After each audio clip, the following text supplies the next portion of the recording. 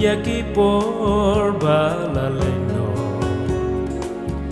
teng teng shuh blau shuh đập tang jing lingo Habadan marway hakitway ki jing perka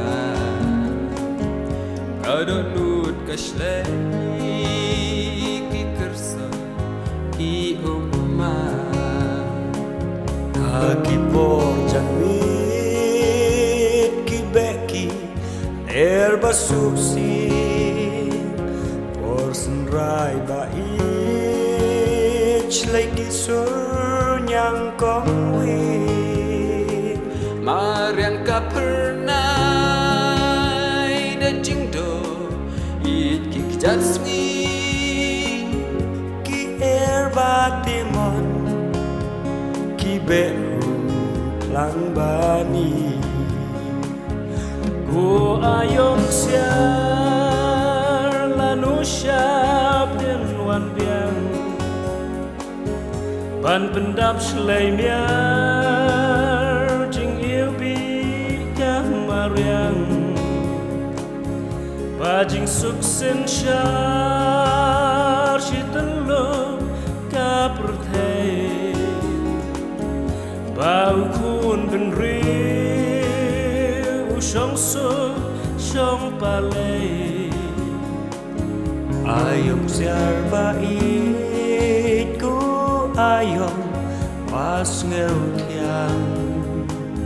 sa shi sin pat sa shi sin tuan yang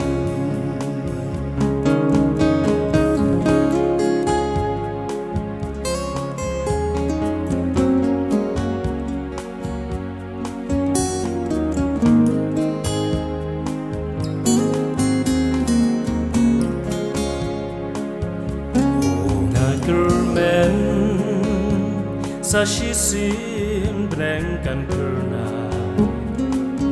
sa shi sin pa Aiom Ksiar kan wan pai lakamit kadum sa shi sin sun neng kan su sa shi sin pan ken wan mi bao ki klo Hagi por janmit ki beki erba suksi por sunrai bait lagi sur nyang kong wing mariang ka pernai da jing do ik jatsni ki erba timon ki be lang bani O Aiom Ksiar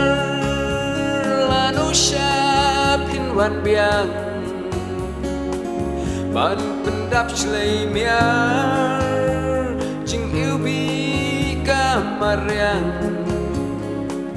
ba jing suksen syar shitelom ka perthai ba ukun ben riu usyong suk syong palay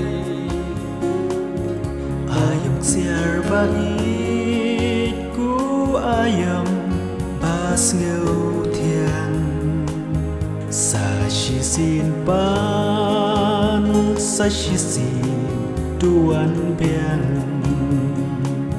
sa shi sin pan sa shi sin tuan biang